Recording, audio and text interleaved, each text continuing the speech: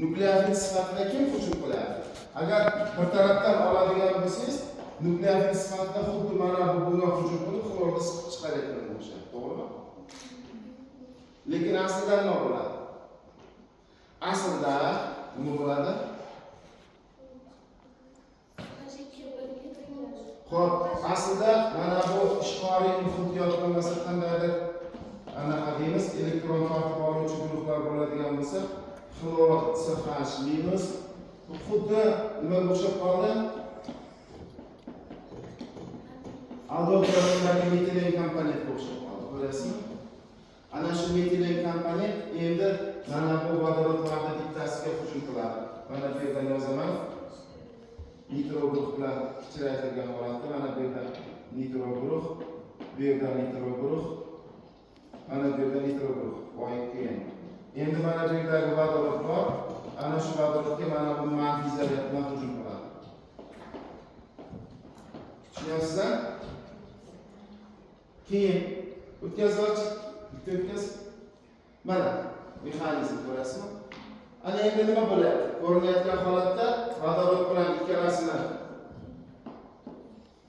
almashtirish mumkin. MO2 O2 MO2 bu yerda mana bu holat bo'lyapti.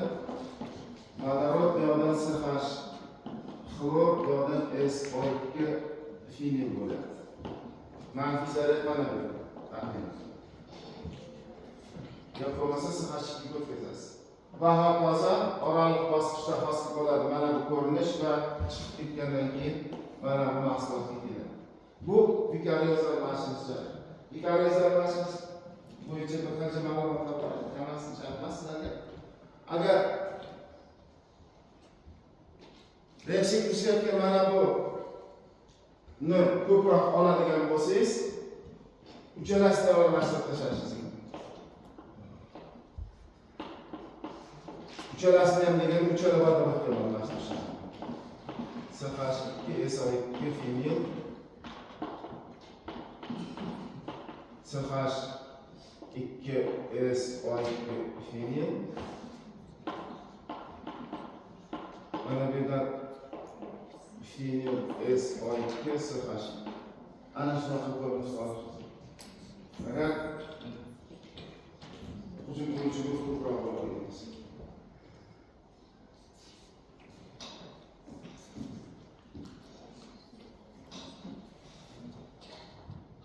yozib oling.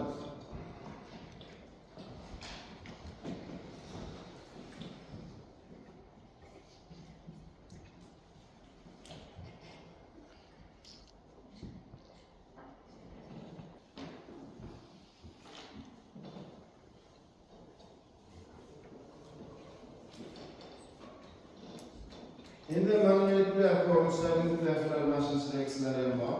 Aromatik halqada bo'ladigan. Bitta mana shu ko'rinishda molekulyar ko'rinishdagi reaksiyalar ham bor. Molekulyar ko'rinishdagi reaksiyalarda ko'pincha diazonik tuzlari ishtirok etadi. Diazonik tuzlardagi azotning chiqib ketishi juda ham oson. Sizlar olib borgansizlar reaksiyani. Adashmasam, mana bunaqa reaksiya olib borgan bo'lsa kerak.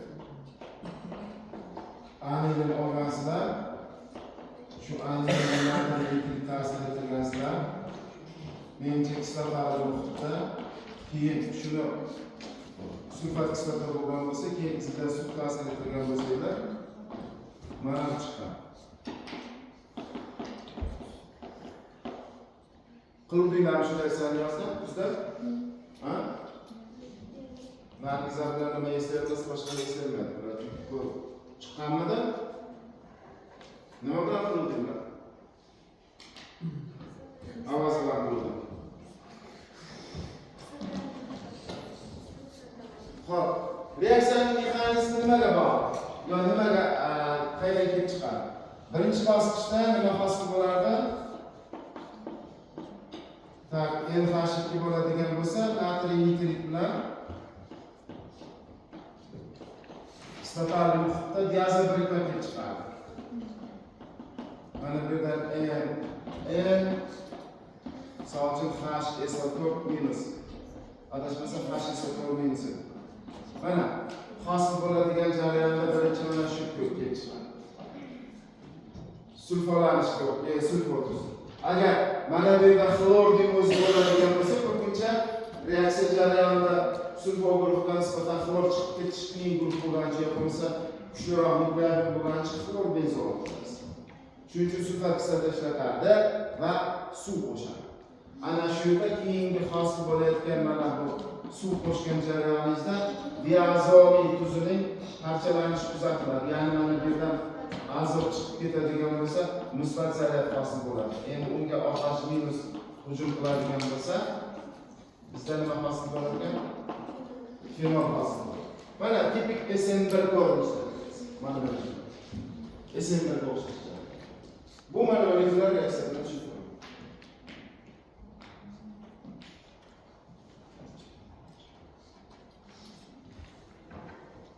Yozib olinglarmi? Tez yozib oling. Richter reaksiyasi yoki bo'lmasa Samler reaksiyasi degan reaksiyalar. Richter reaksiyasi bitta tipiga qaytadi, Richterning o'zi ham bor. Richterning o'zi ham bor, mana bu yerda e'tibor berayotgan bo'lsanglar, bu Richter reaksiyasi nukleofillar mashinasida boshqacharoq ko'rinishadi.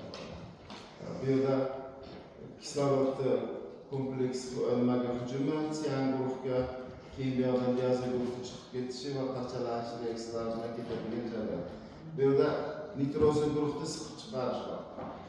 Endi bu Richter hosilasi ikkinchi jarayonga e'tibor berayotgan bo'lsangiz, Richterdan ko'ra keyingisi nukleofilga yaqinroq samolyotga o'tkazib, keyingisiga mana bu yerga e'tibor bering. Agar e'tibor berayotgan bo'lsangiz, halqada nima guruh bor? Sulfo guruh bor tepada, ko'rasizmi? Sulfo guruh nima bilan ikkita aromatik halqani bir-biriga bog'lab.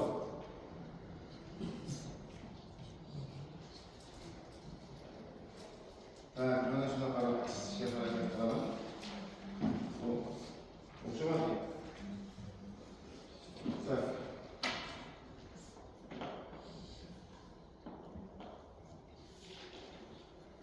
Mana nima bo'lsa bo'ladi. Mana bu yerdan S, O bor, bu yoqdan ham aromatik halqa chizilgan. Faqat bitta nima bor, mana bu yerda SH3 guruh. SH3 guruh. Ana shu SH3 guruhda butil litiy bilan yoki bo'lmasa bironta litiylovchi agent bilan faollashtirib oladi. Butil litiy bilan faollashtirganda metil litiy bo'lsa, metil litiy, butil litiy uni nimasi yo'q, litiylar. Litiylovchi agent. Benzin litiy yoki bo'lmasa boshqasi ham qo'llash mumkin. Mana bu yerda SH2 litiy ko'rinish keladi. Mana bu manfiy zaryad. Ana shu manfiy zaryadlangan zarracha endi bizda nima vazifani bajaryapti? Nima qaysi litiy ekan tepadagi? STOH9mi? Butil litiy. Ana shu SH2 minus mana bunga hujum qiladi. Ko'rasizmi, mana bu SO2 turgan joyga hujum qiladi. Natijada bizda 3 a'zoli, ana bu 4 a'zolik halqa hosil bo'ladi. Mana bu yerdan qayta guruhlanishga o'xshash holat ketyapti. Tak, S, O, mana bu yerdan SH2, mana bu yerdan yana bitta aromatik halqa, shundaymi? Mana bunaqa holat, keyin bu SH2 bu yerga bog'lanadi. Endi mana bu yerda bor. Mana bu yerda litiy bor. Mana buning uzilishi natijasida qayta guruhlanishga o'xshash jarayon keladi. SH2 aromatik halqa. Tak, bundoq qilamiz, mana bu SO2 litiy. Adashmasam shunaqa holat bo'ladi. Demak, mana bu qayta guruhlanish reaksiyalari ham aromatik halqadagi nukleofil mashinasi reaksiyalaridan turi hisoblanadi. Bu yerda mana bu pastdagi reaksiyaga e'tibor berayotgan bo'lsangiz, pastdagi reaksiyaga qarang. Amino guruhning nimaga hujumi? Oltin guruhga turgan holatga hujumi. Natijada umuman boshqa modda hosil bo'lyapti. qayta guruhlanish, halqalanish ketyapti va mana shunaqangi reaksiyalar bor. Bular sonli guruhlanish yoki samli reaksiyasi deyiladi. Ana aromatik halqadagi nuklearlar mashinist reaksiyalarning eng oxirgilari shular edi, sizlarga gapirishim kerak bo'lgan. Savollar. Kimda savol bo'lsa ayting.